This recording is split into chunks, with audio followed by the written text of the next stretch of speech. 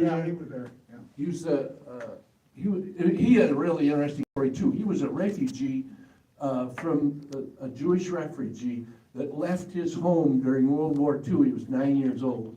And he said, last time I saw my parents, my mom kicked me out of the house and I headed for a barn and I lived on eggs and milk finally he got to the United States, worked his way up and was head of the Nebraska test. But he come flying out of his office and we were in the middle of that test, everything's clicking away, and he said, there's no way a tractor of that power can use that little amount of fuel, because we were, measuring fuel consumption. I said, well, that's where it was in Truck City, it can't be right. We're tearing down, and we're gonna readjust all our calibration and everything. So they spent the whole night there readjusting. Next morning, fire up, click, click, click, click, click. All the numbers come back, yes. And what we did, we shattered the fuel economy records for that. There was always a goal of 0.4 pounds of fuel per horsepower hour consumed, and that thing come in at 0.393, just blew everybody out of the water. And so that was a really harrowing moment. But Ivan Anderson was my boss. He'd always say, he'd go out, it was Larry Brackel, myself, and Ivan Anderson. We went out to on those tests. And Ivan, the reason his estate sale was so large, and I can speak freely about that now, I think, but he'd take off during the day to go rummage sailing. He'd say, well, Dean, you're in charge, bye. He's looking for cameras. He was a camera fetish, just loved to buy cameras. And so that's what he did. But that was interesting. And then after they moved engineering to Coldwater, and I wouldn't move. Then I was offered the opportunity to head up, which I'd never been involved in manufacturing before, was to be the factory maintenance supervisor. I reported to the gentleman in the back of the room, Denny Bartz. He was overall at Truck City maintenance and repair. And I was a new greenhorn kid, and that's where I got to know Greg in manufacturing, because he was in heat treat. Of course, we had a lot of things involved there. But one interesting story, and I'm sure, I don't know if Denny's heard this or not, one night, it was the middle of February or whatever, colder than blazes, and about 3 o'clock in the morning, I get a call from the guard shack. And it's the guards, hey, the boilers are down for heating the plant. You gotta get something in here going. I said, well, call Gary Gerhardt, who was our heating and ventilation guy that headed up the boilers. About 10 minutes later, I get a call and he says, Gary told me to tell you he's not coming in until you come in because he's scared of the dark. Well, he just we go in there and found a relay was burned out on boilers or something, got that repaired. Well, in the meantime, the boilers are down. Then you got problems because you got airlocks all over the plant with air handlers and everything else.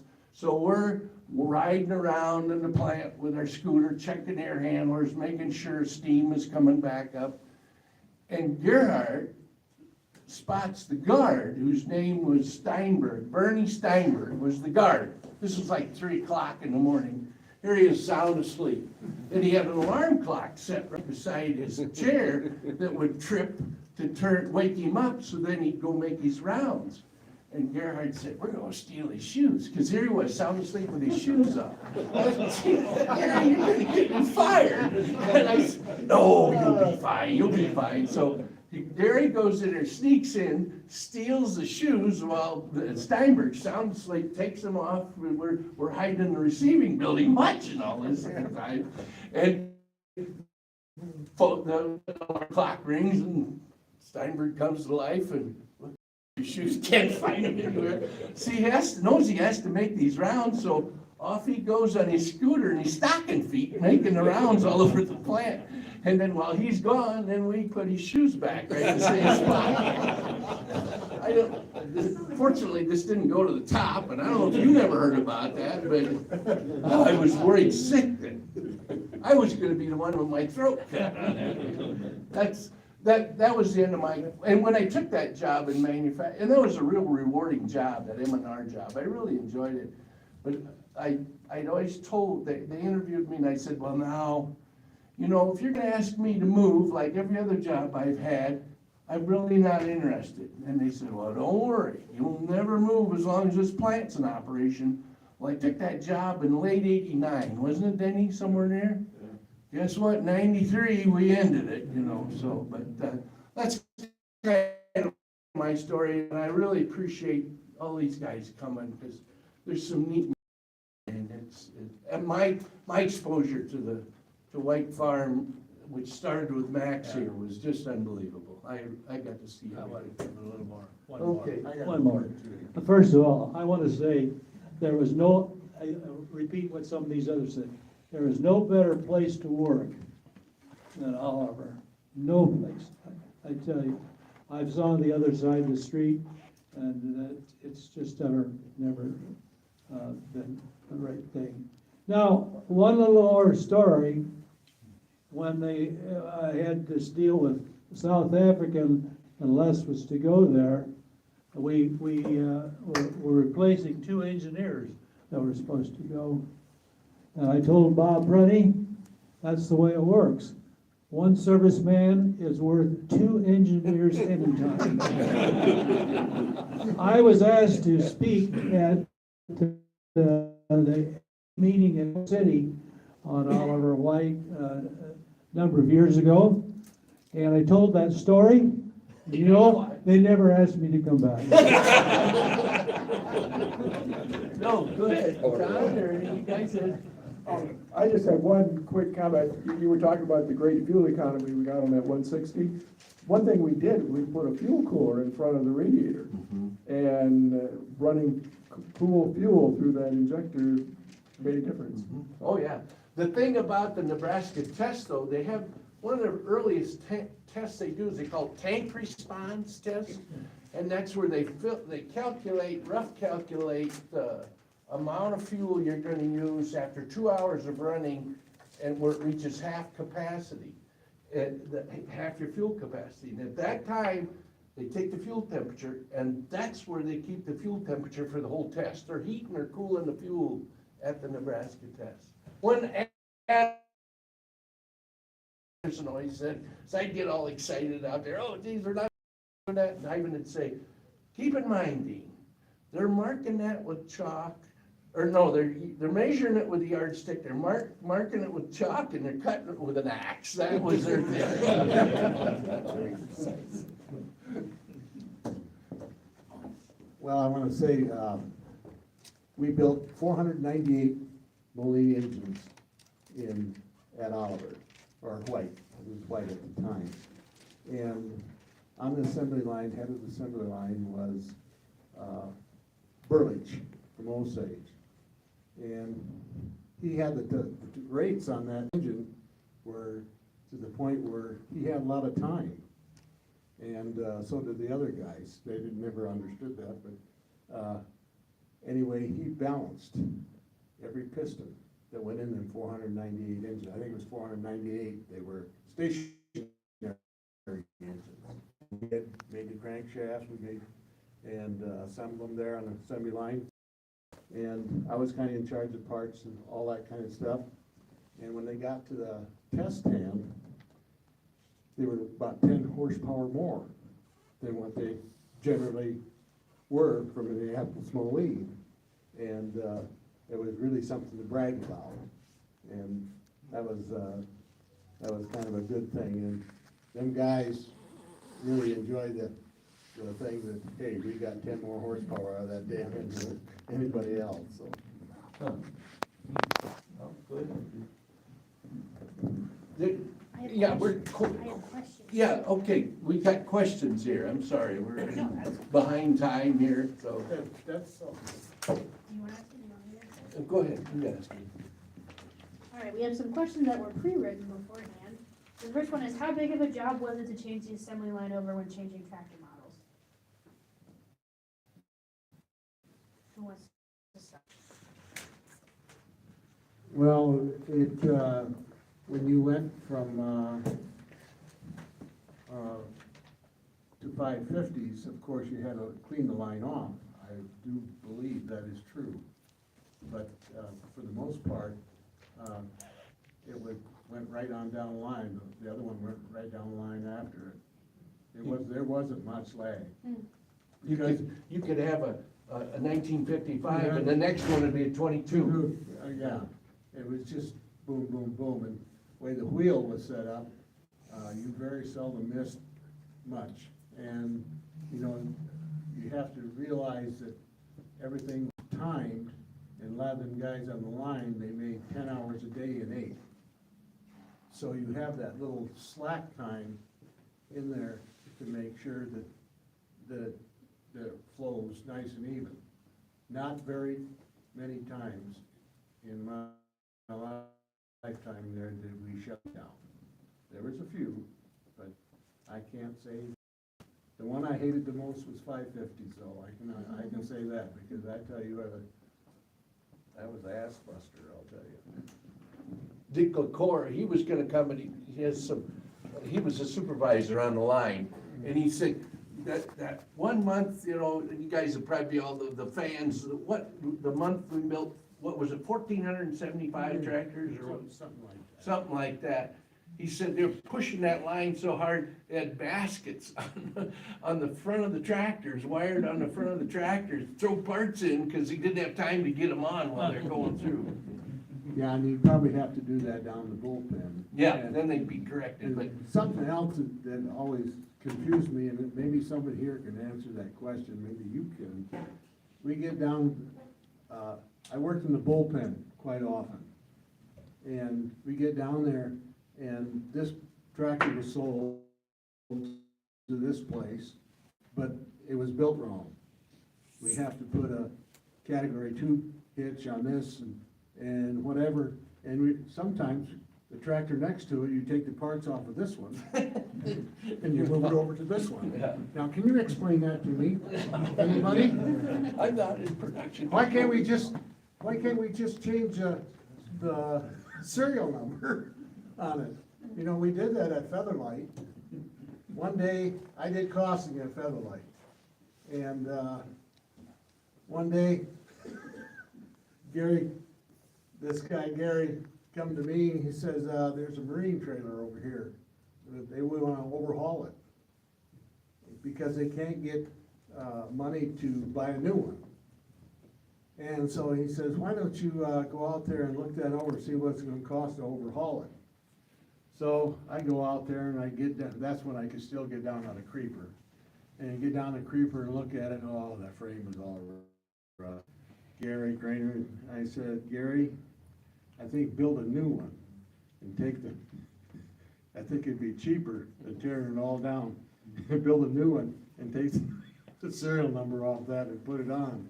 Well, it takes a while to build a trailer for the Marines. It was one for recruiting Marines, is what it was, and it had real fancy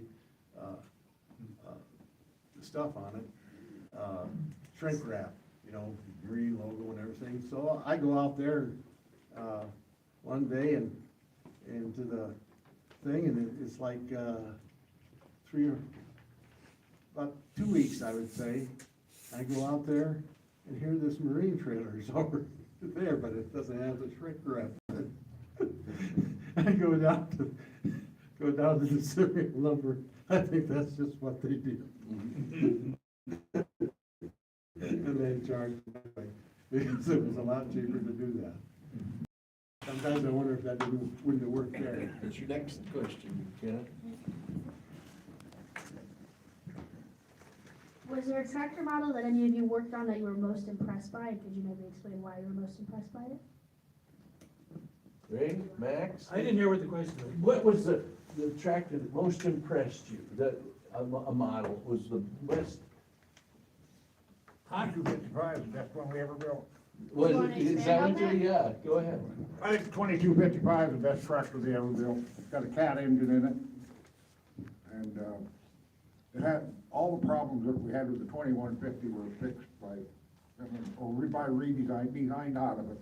Had the planetary minor drives. And that would be the four-wheel drive version with the front wheel axle assist. That's just my opinion. I'll give you the other tractor we ever Sure. produced. 1855. No, it was those with the Hercules and 2150. 2150 and 2050 tractors. Couldn't keep it The going. engine was made in Canton, Ohio, and it was made by a division of White. And at that time, they were designing let's say this, White threw away $100 million. And one of the things that was their problems. One was they were building an engine plant in Canton, Ohio, that would be one of the most automated in the world. And they spent $50 million on that plant. They spent another 50 at the Advanced Products Division in Torrance, California, designing the engines. And I don't think they ever built an engine. There's one in the one in the corporate tractor here in the Yeah. museum, but Yeah, but it was never went to production. never was done a long range. In fact, what they did is that eventually it was sold to Perkins, and they couldn't make it work either. What was the, when the 135 and 155 came out, Max, what was the dealer sentiment after the experience of the 2150? Not good, was it? But we did have pretty good luck with that engine. Yeah. Okay. I have a somewhat related question since we talked about the 2255. What is the story about the silver painted 2255? Does anyone know about that? What was the question? What's the story with the silver painted 2255? Well, I can tell you what happened. Okay, He mentioned, okay, there you go. mentioned someone about Nuki, but as well. And the Lincoln Continental was a big success when they had a silver gray car. And so he was bound to determine that our tractor should be silver gray, like those Lincolns. Was that Sadler? They took a survey as well as to what was the most popular color that you should have in a tractor. They spent a lot of money on this. And the first color came back was green, and then red. And I think that they had that information, but they still painted them gray.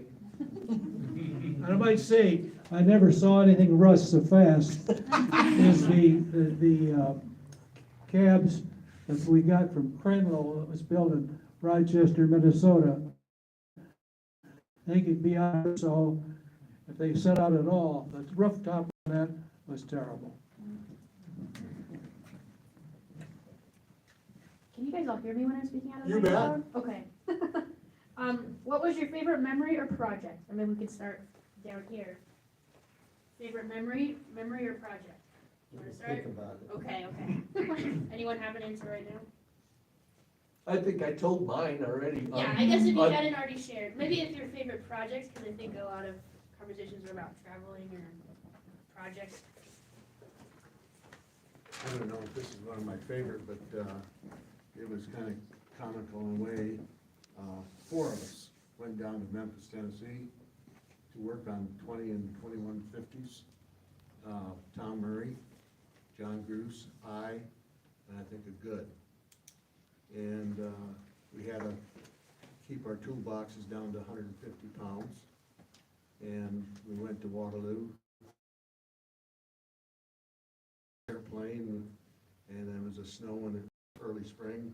I can't remember what time it was, I think it was in April.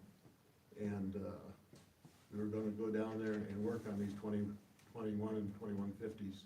This dealer down in Memphis, they brought in to fix them, and they painted them, and they sent them back out, and they didn't do any work on them. And these guys were using these four-wheel drives to make, I think, rice, places where they grow rice, and they make the dikes. And they were pretty upset. So I and Tom Murray and John Gruce, we jumped on that airplane And, it was in the spring of the year, and the snow was just going like crazy, and we got in this turboprop airplane, and I never did a lot of flying in my day. They loaded up the toolboxes and whatever, and we're going to Chicago and then to Memphis. And so, off we go, and we were one of the few planes in Chicago, we were in one of them called, child, and I don't know much about airplanes, but it's a one with the wing is above the top of the fuselage, and I'm in this fuselage looking out the window in the oil, and it looks like oil and stuff coming up that motor all over hell. And we get it up in the air and hear this screw in the top, and it vibrate in, and then it vibrate out. And I got a little bit sick.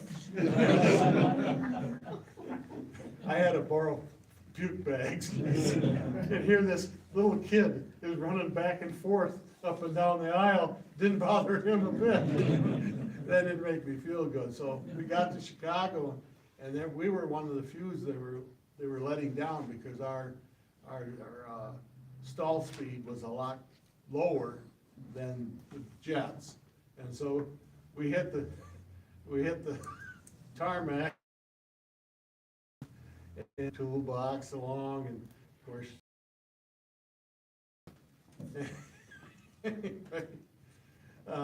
we get down and we don't know that we're gonna go. We're supposed to go right away. They wouldn't let us out.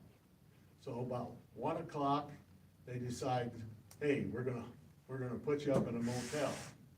So here we are, gotta grab our toolboxes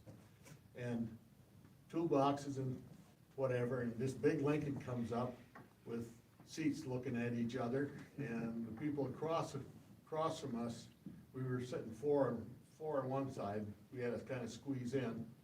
Anyway, they were VIPs from Schwinn Bicycle Company. Of course, we had quite a conversation, and it took us about 40 minutes to get to where we hadn't ate yet. So we ate, I think we got to bed at 1, 2 o'clock in the morning or later. And of course, we had to get up early in the morning and get back to the airport and truck all the way down to the airport. And we finally got a flight out of there. And of course, the next flight was a lot better, and I didn't do any puking on that one. But anyway, we got there, and they put us up in the Elvis Presley Boulevard Motel. And it was back in the time when well, there was a lot of racial stuff going on. Anyways, so we get in this motel, and the first day there, I'm nervous as hell anyway, and I'm with Tom Murray, who is very vocal, and I'm kind of afraid to be around him actually in this place, but we go across the street, which was 3 lanes going one way and 3 lanes going the other way. At the stoplight, you had to run across. And there was a grocery store across there on the other side, kind of convenient place. And the boys wanted to get a magazine or whatever, maybe a little something to snack on. And so we go get across there, and I go get my fishing magazine, and I back off from the door, pay for my son, and I'm waiting for the rest of the guys. And this lady, she was taller than me, she's about 6'6", 6'5", and I'd say about 300-400 pounds. And she had a night coat on, and she hit that automatic door, and it went like this, and I'm jumpy, and everybody knows I'm jumpy. And I jump up like this, and she says, "What the?" And she used the F word. "What the, mister? Haven't you ever seen a woman in a house coat before?" I could have crawled under that mat. But them people there did not know how to drive in snow. It's just unbelievable. We were kind of down in a lower, we had to come up like this, and then, them guys couldn't get out of there for nothing. But another thing, we have Boots Randolph.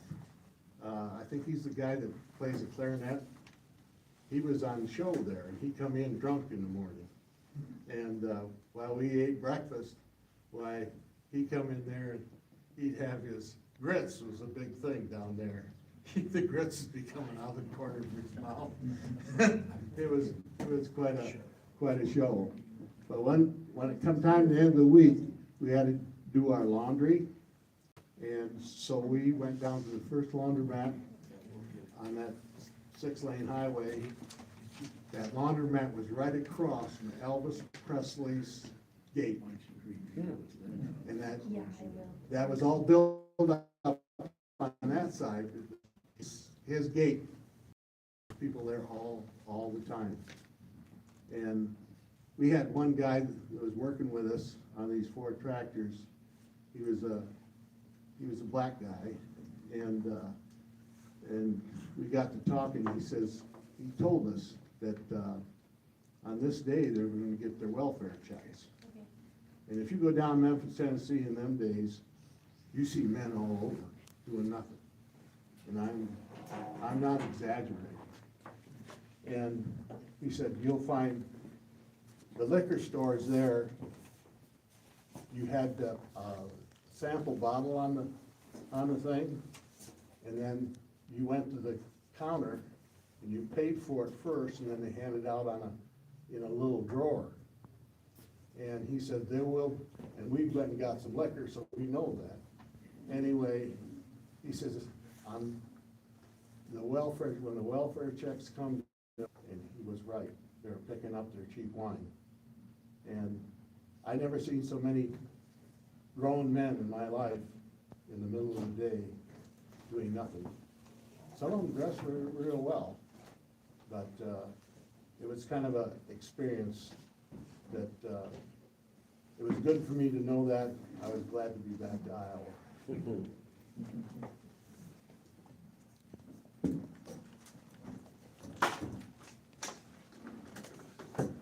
One thing we haven't talked about is other Oliver products.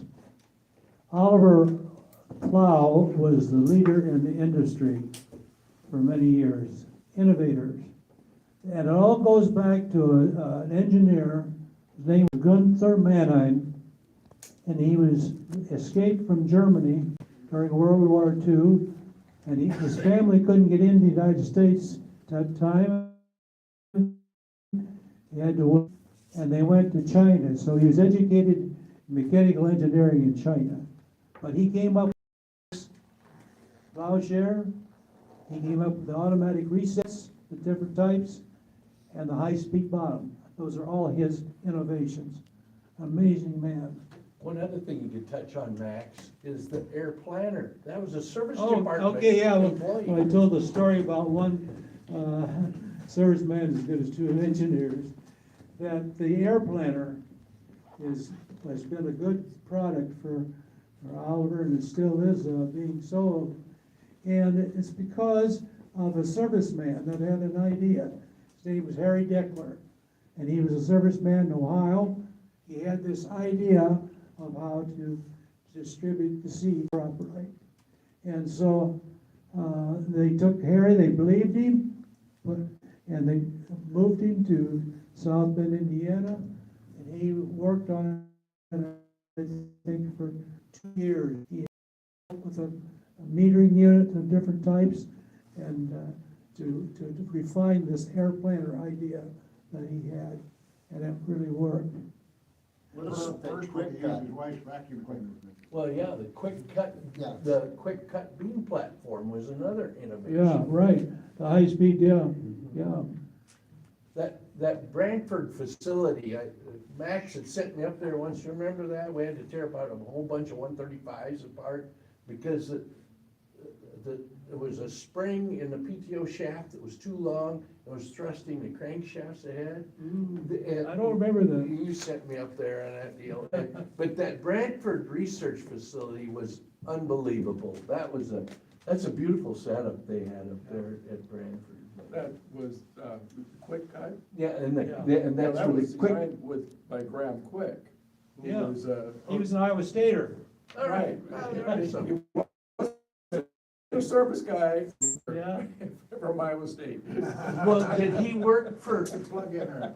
Yeah, he worked at. John, did he work He for? worked at Brad- Oh, yeah, oh, yeah, right. Yeah. Then that's where the quick cut came from, And then he went back to Australia. He was head of their extension. Now, the only one that can answer this question, did you see the Oliverettes in action? Yes, Down at the Hippodrome, or where were you? yes. Square dance. They had local women that did this, and they trained them how to do this. I think they got the idea. International Harvester, I saw at the Minnesota State Fair one time, they had a small crawler tractor that they sold, and they would square dance with those. I think that's where the idea come from. I think they're still in operation out of Nemaha, Iowa. What's that? I think that's, the tractors where Bill put down exhibition, they were headquartered in Nemaha, Iowa. There's one question here, and I don't know if anybody else qualifies, because I'm the only one dumb enough to keep working in firemen, but it says, do you have Hart, Parr, Oliver, White, or other tractors? And, Linda and I have made the edict, we farm just 3 miles out of town here. Every tractor on our farm was come off the assembly line in Charles City, or like the little American sitting out here was majorly built in Charles City. Yes, my brother and I work together with his son. The real fancy ones do because I don't have an auto steer on them or anything, but for the strip till and the planting, that's done with the new Challengers, but. I thought you had tractors that were put together with parts from other tractors. You saw that all my tractors came out, one part at a time. Well, there are a couple of them like that, yeah, there are, and most of you are aware of that, we have them prototype 325s, and that's a whole nother story that involved the move to Coldwater, where I was able to purchase carcasses, I guess you'd say, and we put them back together, renovate them, so, but. I've got an Oliver 80 in the machine shed. Well, there we go. Hey! Ray, do you have an Oliver tractor? That's right, you're all international, aren't you? Couple years back. I've got a American 60, You do? yeah. All right. Uh, A my- cab My on it? great grandson just runs the heck out of it. Oh, neat. It's a toy. Oh. I got something to say about the plow. Oh, by the way, you was talking about the old, back in the 1910s and stuff, I found a couple pictures today with the old City plant, they had them all lined up. Uh-huh, sure.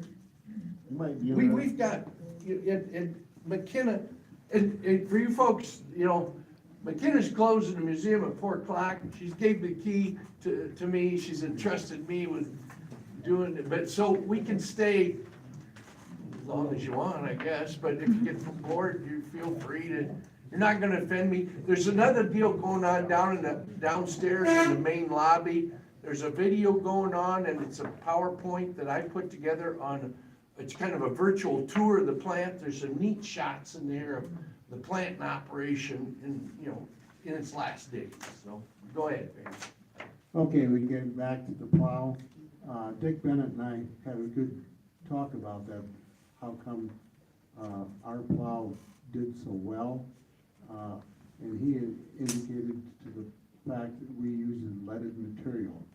And I know the shares, the steel and the shares come from Germany, remember correctly. It was somewhere else, and it was special material. And he was saying that that's what made the shine and the thing pull so easy in the field. So I don't know if you know anything about that or. But that plow was made, it was a sandwich material. I know one thing that when I was in maintenance, remember the rotary oven where we heat treated the moldboards? I And did that. Gordy, are they here yet? Youngs? Gordy Young was the operator of that, remember? And that, we were going round and round about that, and on the quenching. I operated that machine when they cut back, they put me on there. Oh, really? That was a hot job. Yeah, but that quenching that was used, we used a salt brine quench, That is correct. you know, it And was, you had to agitate water, make sure that the oxygen did not get close to that, because then you have soft spots. Mhm. When that bugger come out of that rotary, you had to stick it in there, hit the two buttons, and then take it down and press it and then quench it, I believe. Yeah, well, it had a form of the moldboard where it sandwiched it together while it was being quenched so it wouldn't warp at all, you know, in that, remember that? I thought- So, cause they'd lay that moldboard into that form, and then they'd squeeze the top pour of that form down on it, and then they'd push her down into the quench, you Yeah, know? yeah. But it was a salt brine quench is what that was, and that was the secret to some of the longevity of those moldboards. Yeah. What do you do? He run that. Any questions, gentlemen? Well, you guys fire up a question here, go ahead. I've got a question. I know back in 1970, I believe, they had some heritage tractors. Do you know, it was kind of pre-1976 bicentennial. What was who came up with that idea? And then was that just a one-year production of the Heritage Series? You know, man?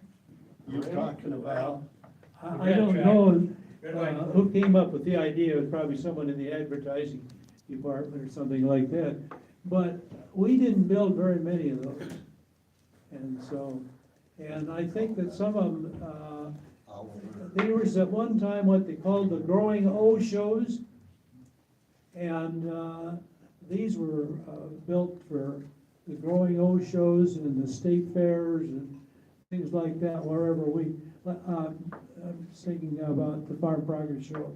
That they had always had a big show there, and the people, they didn't have, but they had John Deere maybe or my age, but they still come to the Oliver Show at the Farm Progress Show because it was so much fun. that heritage track, they call that Spirit of Oliver. No, This is back in the 70s. '70s. Oh, Spirit of Oliver was the cold water dream, you know, that was a marketing And thing. Wayne Starr had always told me that maybe they gave a flag away to the customer that bought a Heritage tractor. I believe I heard a story such as that. I wouldn't know about that. Max, do you know, did the Growing O campaign, was that Gene Keane who was kind of spearheaded with the Growing O? Did he kind of? It was his boss. Okay. It was the guy, this Jim Young, he was my boss for a while too. And, they were great, they were great. They told me once, Gene told me himself that they came up with, the colorblind plow, sales pitch with the purple tractor, no matter what color. Yeah, your I was tractor just gonna mention that. And that was due to a Lincoln Continental in town that the banker had. They were trying to promote the high-speed bottom plow. And they took a tractor and they painted it, a lot of fancy colors and so forth. And, they had a guy in a jockey's outfit with his whip and what they did is they had something on the stage that had everybody's attention. And then all of a sudden, the MC would say, "Oh, look over here what we got." And this tractor would be coming down the furrow pulling his plow really, really fast and so forth. And the jockey was a whipping it and it was quite a deal. Any other questions? Was there a 2355 that was gonna be made, but there was only, I was reading some history on it, on this plant here on Facebook. There's something about a 2355, but except it never got made because that. Well, I know that, Minneapolis Mowing, the 26 and the 2455 were the articulated tractors. that, you know, that were basically an A14, 1400 and A14, 1600 rebadged as an Oliver. That's basically all it was, right, Ray? I mean, you were involved in them, weren't you at all, or not? We just painted it green. Yeah, and they came from Lake Street, didn't they? They were all built in Lake Street. Yeah, that was before they moved to Minneapolis, Marines down here. Yeah. So that's something that really never got into production, Right. right, much? Not at all? No, nothing that I would know of. You guys know, recall or John? I don't know of any project like that. I've seen pictures of a 2155 that looked like they built one or two for experimental, is that correct? It was gonna replace the 21. So it would have been a hurricane in the closed center hydraulic system. I think it would have been closed center, Yeah. like for the 2255, Did it but have I'm a not cat in it? sure, I'm not sure what engine they had. It was probably a Hercules. I don't know. Hercules. Place it back here. Yeah, go Cliff. Well, talk about the rank and file membership and management. There's an example right here sitting together. Labor and union, in other words. You talk about it. You Well, know. my experience was that I had as a young kid, married, horrified that I had a family on the way and married to a girl expected to eat. I was all about money, and I was an apprentice electrician, and I'd married a girl that was just terribly more intelligent than I am, still married to her today, and I poked Dean before that a lot of guys in Charles City missed a good bet, but she was near status, and I understood the techniques, but I have dyslexia, so she took a lot of the apprenticeship program for me, and she'd sit down one evening and go through about 4 months of education for me. You know, I had turned these in. It was an 8,000-hour program, kind of based on work experience, and then you're studying. And I was really making headway on studies, and I wasn't getting paid for it. And I complained one time down at the employment office, and I made a big enough impression as a young kid at the employment office that I was invited to talk to the supervisor of the foundry maintenance one day.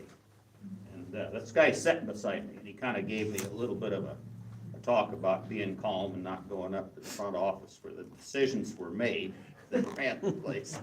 And if I kept my head down, water'd go under the bridge and I might survive. Always appreciated it because I, at this point, wasn't around for my dad advised me, and this fellow that doesn't want his name spoken or anything gave me that bit of advice, and I made it through and enjoyed my employment. But the management and labor really didn't have much trouble getting along. And I think a lot of us there at the time that thought there was friction didn't realize what the real world at the different employment places you could be was really like. And I got introduced to some of that later in my life. But at the plant, contrary to sometimes what you yourself might have thought at the time, there was management looking out for the labor and vice versa. And it really was very good working conditions that way. I got the opportunity to work on the machines that built the irrigation Minneapolis engines that came down from Lake Street. And they came in on trucks and we unloaded them, and as an electrician, you know, we'd be trying to put together the electrics of it. The mechanics would be trying to put together the machines. And there was much that had taken place on those machines, leaving Lake Street and come down to Charles City.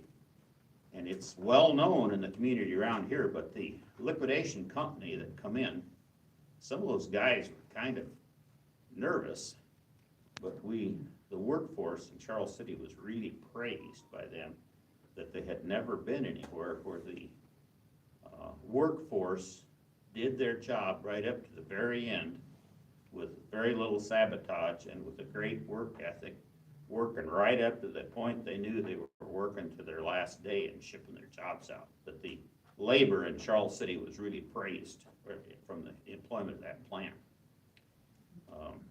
Well, Russ touched on that Yeah. a little bit. Yeah. On the quality of work.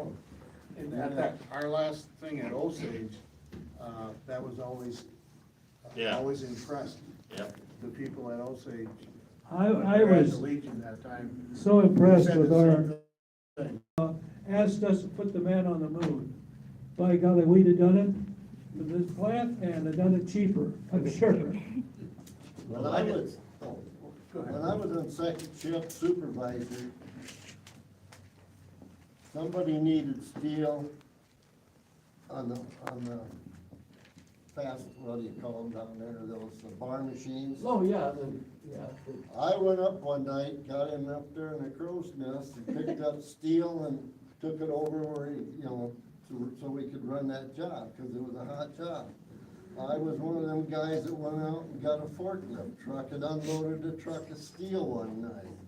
I did all kinds of things like Just get the that. job Had done. somebody come up and say, you're not supposed to do that. I says, I know it, but this truck driver's gonna have to sit here till 7 o'clock in the morning, not get unloaded till 10, and then 3 at night.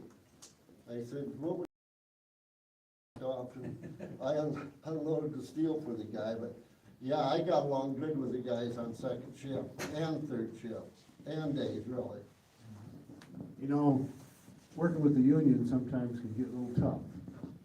And being a heat treater, I had special pushes on the furnace, and we had problems sometimes getting in gear forgings, they come in late, we didn't pay our bills on time or whatever. And we were on a kind of a tight budget, and we had a lot of people on layoff. And I'd go to Harold Riley, we were pulling this gear around the shop, and going to Harold Riley, and he was sitting on this gear and needed clutch teeth on it. And this guy in his department held the classification, but he never run this machine, and the man that run this machine was on layoff. And so I kept going to Harold, I says, I'm gonna be off a 30 here, 30 minutes in this furnace. I need, if you want a friggin' line, we're gonna have to get that through heat treat, and it takes a little while to get through heat treat. And it got down to where it was really tight. And so he put this guy that had the classification over there, and he was on days, and he had never operated this machine and had it formed the clutch teeth on the gear. It was a special gear. Anyway, up in the top of there, he had to pull the other cutter out and put in a different cutter for that gear, and it fell down and took a couple of his fingers off. He's from Meyer, Iowa, and I cannot remember his name today, but Harold called me up. He says, I gotta take him to the nurse's office. He says, he was blood all over, and I went over there and we wrapped his hand with it, and this guy, he was madder than hell because he knew they were trying to get that thing up. And, you know, I didn't sleep for nights because first of all, I was the cause of him getting the fingers off in a sense, but it was a union contract that kept hounding him. You know, we would have been way better off of calling that guy in, even if it's just for a little while or keeping him somewhere else. But the politics of the whole thing was something that I had no control over because it was over my head. And I felt so bad about that, and that guy hated me the rest of his days. And it was a tough thing for me, and it didn't sleep very well for a few nights, I tell you that.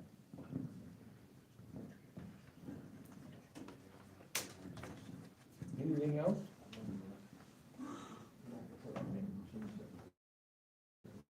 Well, You mentioned 5, National Oliver Show out in Ohio. The head engineer on the 2255 project? for me, I don't, John, you know, or Ray? I don't know. That's what he kind of came across when he spoke. He was.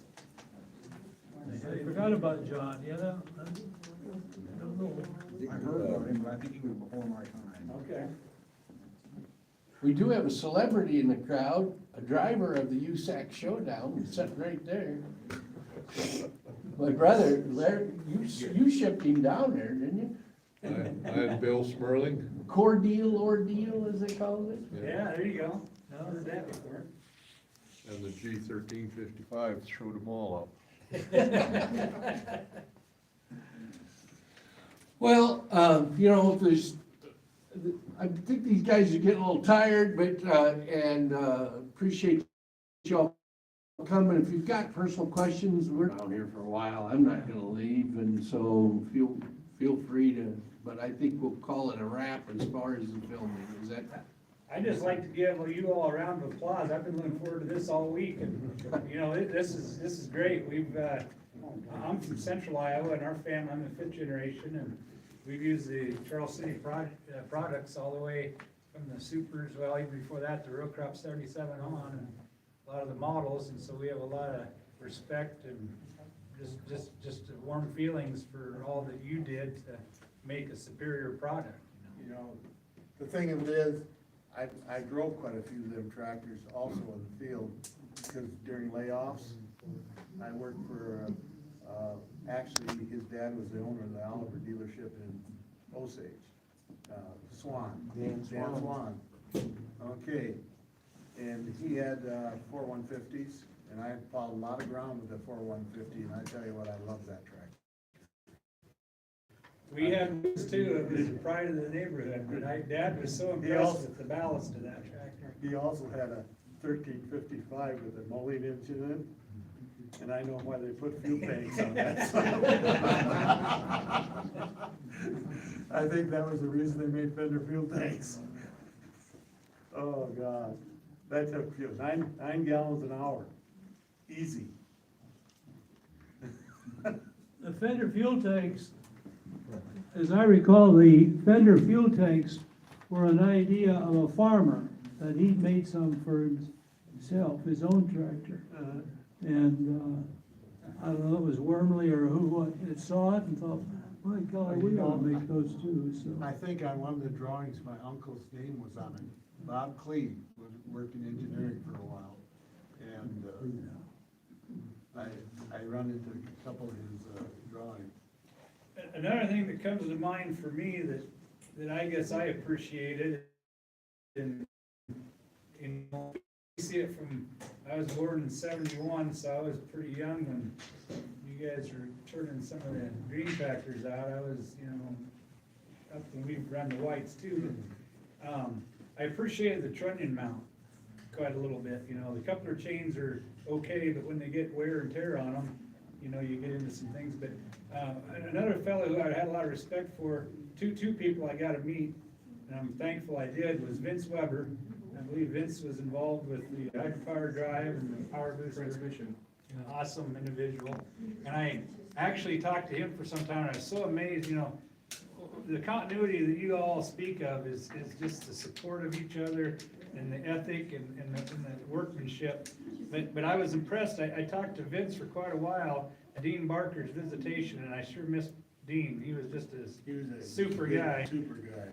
And I know Dean went over to England, I believe, for a while, or he went overseas for the company.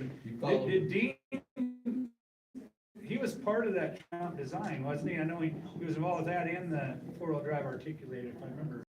Actually, Dean went to England when they closed the plant down, and he went to England with the Right, hydraulics of the drivetrain. yeah.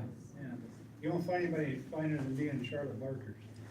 Well, the Vince Weber and Dean, they were the brainchilds behind the planetary final drive. Yeah, they did that. The F-30, F-60. Just to speak with those individuals and meet them, I'm thankful I had that I opportunity. mean, we used that final drive, that You're went talking- all the way through to the Solid. egg It coat. was solid. You know. Yeah, You talk about the planetary. Yeah, yeah. I can remember when they had the, you know, they had that spot face on that planetary, and then they had that eccentric washer, okay, and they didn't chamfer that in, and they would start snapping the casting out, and they come in. I says, I think they need a chamfer on that. Max sent me, remember that? When that 135 blew the whole bottom out in the 4th of July parade? And it was damn implement up in Pigeon, Michigan. I heard of it, Roy Dale. You sent me up there, the long-haired kid up there, Williams called you and said, we need a guy going to Pigeon, Michigan now. And we took a whole transaxle assembly off the assembly line, put it on a truck, and I flew up right behind that truck. Oh, I got there, was that guy, what a happy kid. First 135 he never got at the dealership. They were showing it in the 4th of July parade. He says it shuddered a little bit, then crunch, and 40-gallon oil all over Main Street. Right there. And I was, it's like Ronald Reagan, I'm here to help you. Oh my. You set me up there. I forgot about that. Yeah, you forgot. Well, the big four-wheeler that was headed for the, show down in, was it Boone or thereabouts? The crew taking it down was driving it, went in to eat and come out, the reverse idler had locked up in the transmission. I think you know about that. I don't remember that one. And it was a static display when it made it to the show.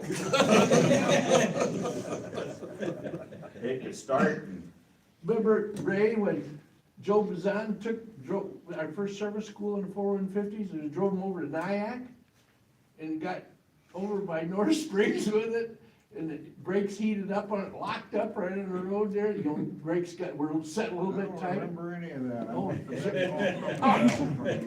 I was in charge of that.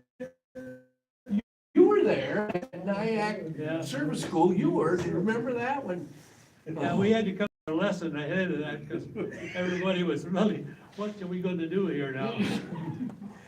You mentioned Dean Barker. Yeah. I worked for another company, and I would work shows, and every show I was at, Dean would come around and talk to me. He was a super guy. And I went to his funeral. He's from a little town north of here, and the church was pretty small. But out in front of the church was a brand-new Corvette. And his wife always wanted a new Corvette, and he made arrangements so that when he died, that she'd have her Corvette. Wow. Oh. Well, and part of, the 120 and the 1655 we have in the museum, that was his bequest to the museum. Those were his pride and joy tractors. Absolutely. What's the little tractor down below where we come in? I never saw him. That was White's last hurrah, you know, that was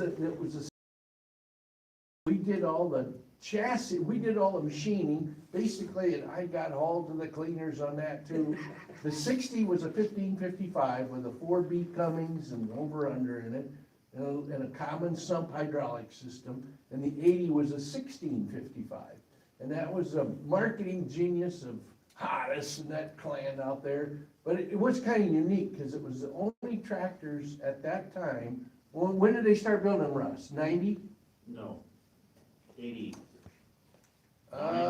89. Maybe, okay, well, That's I'm the off one here. Frisbee's But, got. yeah, but, they were the only tractors under 100 horsepower that were built in the United States. Everything else was imported, every other company imported.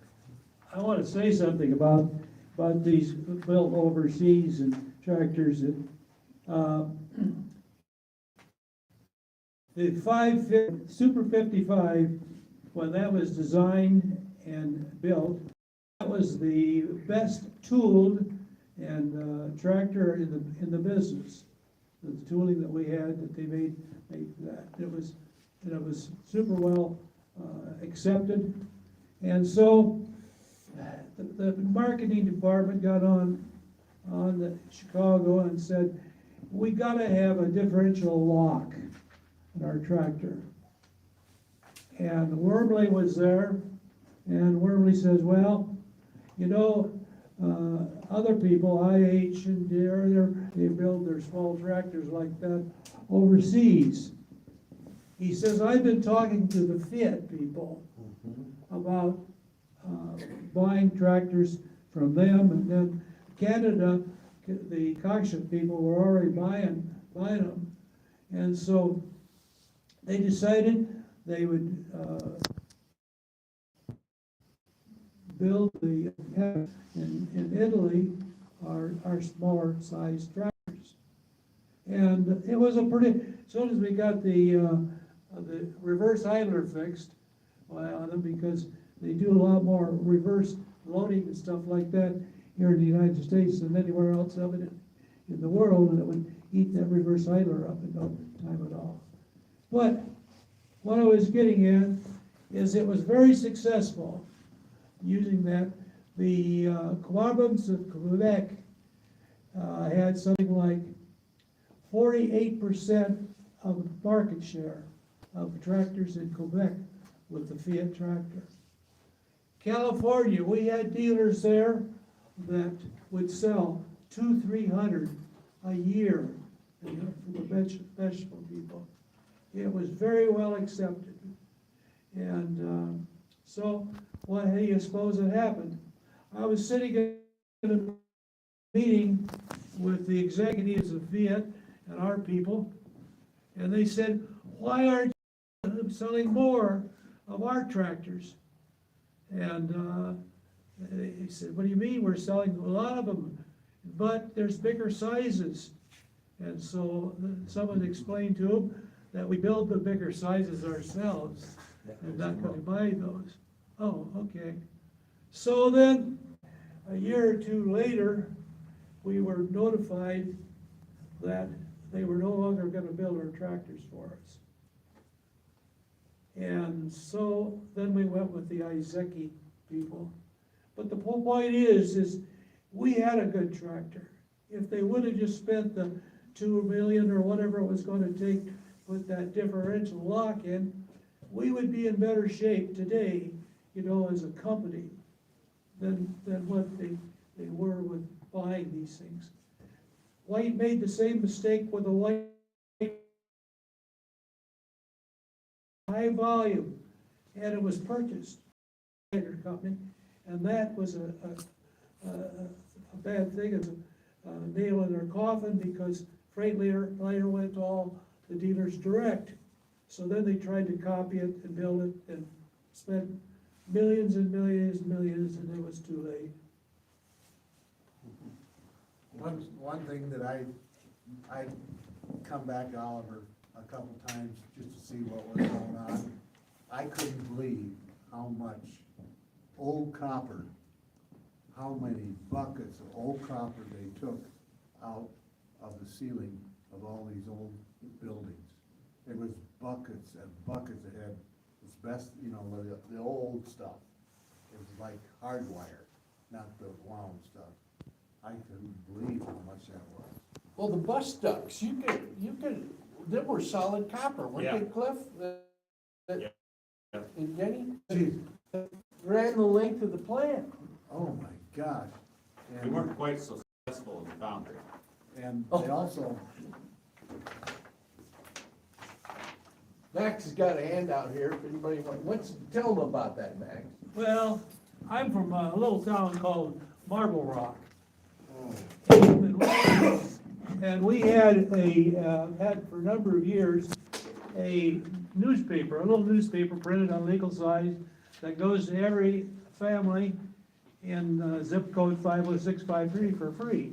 And we ship another, maybe 150 of them over, around the United States and Canada, people by email, free. And then we have some people that subscribe to it. Anyway, this is one of my deals that I work with, and I do an article for this every month. I've done it now for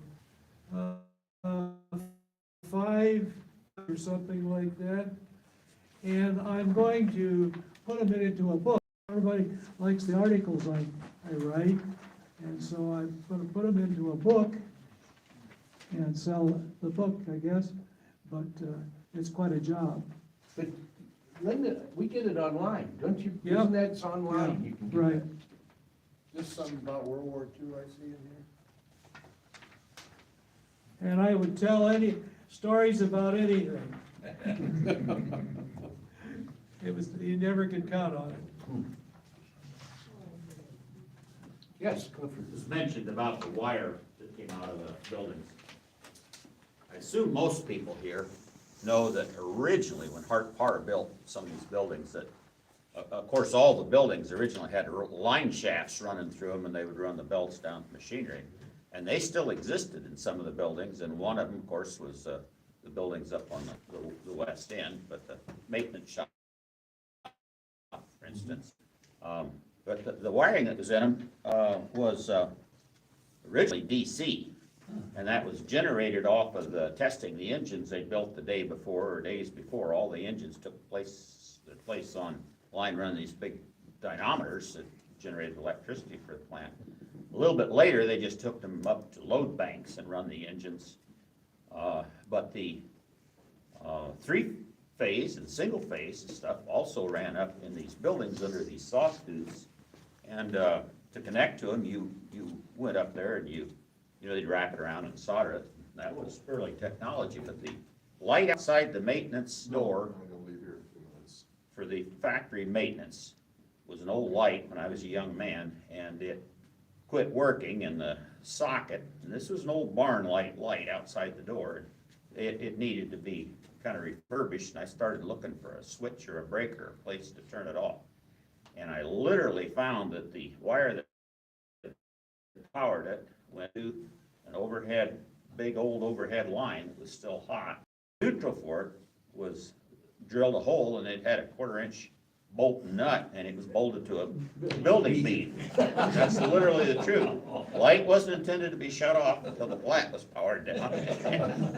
And they didn't waste any extra wire with the neutral, but that's the way things were in the early part of the 1900s. But the dynamometers and load banks were over in the sheet metal building area years and years ago. I didn't get to see them there, but I'd seen the pictures, and you could actually find the mounts for some of that stuff still in the cement over there. They'd been cut, torched off, and ground off, and so forth. But a lot of that big, heavy wire, which you said, you know, wasn't the twisted wire, solid conductor wire, was what they ran the plant off of early in the days, because Dean spoke of bus duct, and that was an arrangement where you could plug in a tap in these conductor box runways that they put down through. I made a comment, it wasn't so successful in the foundry, and I don't know that there was really any of it down there to speak of, but that would collect the dust and iron filings and stuff over time. And short out. Yeah, it was. You know, Ray Blanchard lived not too far from me in Decorah. He had a nice place there. He had a $750,000 home. His driveway was 7/10 of a mile long. Anyway, he had trout that he would used to feed with his Argo, and they'd jump up, and he had 7 streams on that farm, 7 springs in that farm. Beautiful place. Anyway, we got to talk a lot. He threw the number out of $57 million worth of, well, you might call it junk, you know, scrap, the steel, the machines and all that stuff, that it was about $57 million. He had to keep some of the records. He was keeping some of the records there for a long time. And then he actually got I think it was Georgiolis. They had to go to court. Of course, that's where we lost our pension fund. You were probably involved in that Yeah, went to the yourself. gymnasium in the high school at Dwayne King. Yeah. We all voted to let them have that for collateral. Anyway, so that, anyway, he said that he did get him back quite a few $1 million for the cleanup over here. He had taken the records, had to take care of the record for, I think it was 8 years or something like. How many years, I don't remember the number, but I do know that he was coming back from Charles City one day, and his appendix broke. He had an, and Mr. Mr. Mansfield, the doctor there at Decorah, had to open him up and clean out his intestines, and sewed him back up.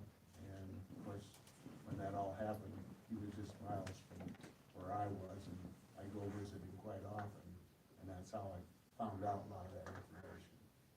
And he ended up, after his divorce, he ended up marrying Sadler's ex-wife. And so, one of the funny things about it, his ex-wife liked to chatter a lot. Anyway, Ray was mowing lawn one day and he run into one of her stakes for flowers. She liked a lot of flowers. And the spring come off the tightener on his Cub Cadet. I got a telephone call. And so I go over there and she's telling Ray how to do this. Ray's sitting on his butt. Of course, he's been wounded a little bit. And she's chattering, and I'm trying to pull this damn thing out, and I look up at her and I say, God damn it, Janet, why don't you go to the house and make some damn coffee? To get us a treat. I says, we're not gonna get this goddamn thing hooked up, this spring hooked up with you sitting here chattering. And Ray says, so, God, I'm glad you said that.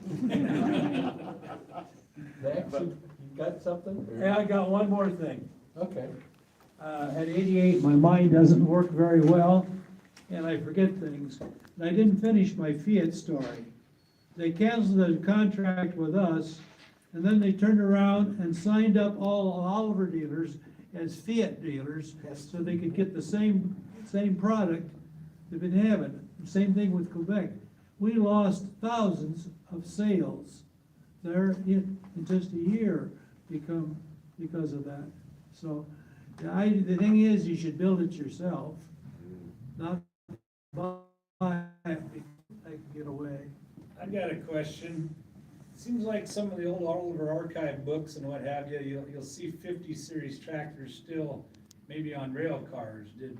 Did that kind of, did shipping tractors out by rail dry up while you guys are there to kind of turn into trucks? Or when was the last of the rail delivery? for Well, tractors? it caused a problem for the Charles City Western as well, because those shipped by rail, most of them were going to Canada or the western part of the United States. And I happen to live across from that spur that comes into Marble Rock, where those tractors, and I used to see those red Olivers and green Olivers and on there, and so they decided that they would ship them a different way, truck probably. Do you recall what year that was when that dried up, when they quit doing it? Well, I don't know. Late 60s? When it dried up, why, then my father-in-law was a section boss for Western, and it lost all their business that they had with that, which was major, and they went belly up as well. So. You know, 1968, when a tornado hit here in Charles City, Yeah. it devastated the Charles City Western's electric overhead lines network. Okay. And that might have been in correlation then. Yeah, they went all diesel then. Yeah. Okay. But they tore up the lines to Cowell and to Marborough and sold the guy that bought the business, sold all that to, some of it went to China, I understand, so, I don't know. I was in conversation with the contractor that had Doug Cam, when they were tearing the rails out here, and he got, Roger Corning was the owner of the Charles City Western at that time, and he said, okay, rails at this length, and they're gonna have certain holes, and what's that for? They shipped them all to Panama for power poles. No way. A lot of them rails went down there. You know, the unfortunate thing too about our facility here in Charles City, I couldn't hardly drive by there after it all went away. I just felt so bad. And the foundry was a going business yet. And they shut that down as well, but it could have stood there and be still operating if they'd let it. I gotta get home because I gotta be back here at 6 Well, hey, if you've got questions for guys personally, but again, thanks you guys for coming, I appreciate it. I got one thing to talk about being right. Sure, yeah. I was working third shift, and I had both sides of the road that time. I'd hear, well, here comes the line, look at it, probably as fast. Yeah, and I said, hey, Dean, I said, how come you're in such a bad mood? He said, well, when I pull up in the parking lot, I'll open the door to pick up a piece of that, truck. By the time I get into my desk, he said, I'm not very happy. Couldn't have said it all.